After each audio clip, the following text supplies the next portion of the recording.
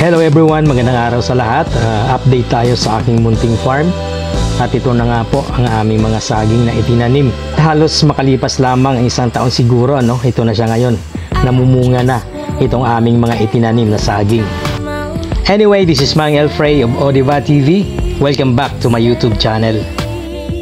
At ito na nga po, unti-unti na nga pong kumakapal ang aming mga itinanim na saging dito. Kasi nananaha na yung mga ibang punong malalaki na rito. Ang gaganda ng kanilang tingnan kasi nga yumayabong na sila at sa di kalaunan ay sabay-sabay na silang mamumunga. At itong mga ito talaga yung aming mga unang itinanim dito. Yan, malusog naman sila. Maganda ang kanilang tubo. Yan o. Yan. Lalo na mga ito, palagay ko, malapit na malapit ng mamunga ang mga ito. Yun o. At saka ito. Ay, oops, tika lang. Meron na nga po pala yun.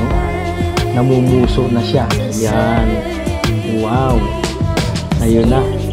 May puso na itong saging na isa. Bukod kanina sa isang puno na ipinakita ko namumunga na, ito yung isa, may puso na rin. Wow. Very exciting to. At bukod sa saging, ito pa yung aking ibang itinanim dito, ang mga kalamansi. Namumunga ng mga ito. Kaso lang hindi lang natin naalagaan ng husto dahil busy tayo sa ibang gawain.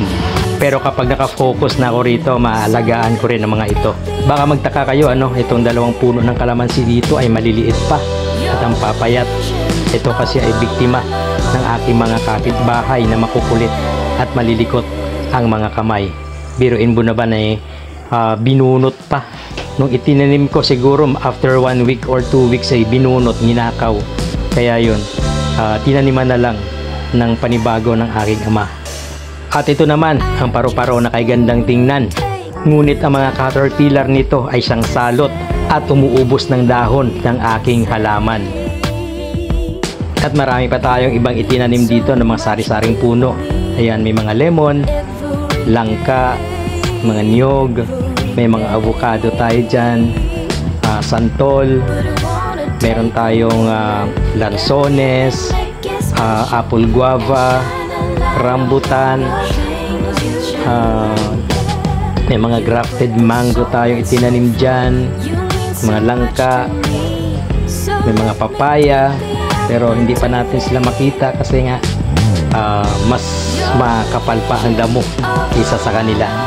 Pero ating nililinis lang yung mga pinakapuno para naman sila'y makahinga at nang makasurvive. At dyan sa areang yan, andyan yung ating pinahukay na balon. Kaya wala tayong problema sa tubig.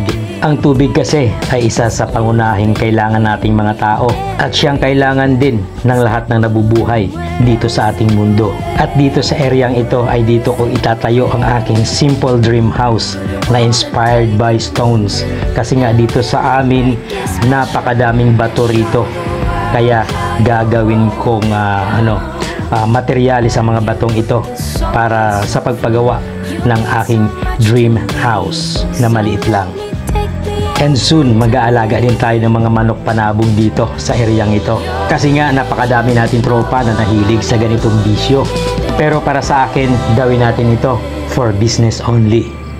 At mag-aalaga din po tayo dito ng iba't ibang mga hayop pa, kagaya ng baboy, kambing, manok na native, at manok na 45 days para pagkakitaan natin. At nang tayo ay hindi maghirap sa ating pamumuhay. Muli, hanggang dito na lang tayo. We'll see you again next time. But please, don't forget to subscribe and support my YouTube channel, Odiba TV. Once again, this is Mang Elfrey. Thank you so much for watching. Peace everyone and God bless us all.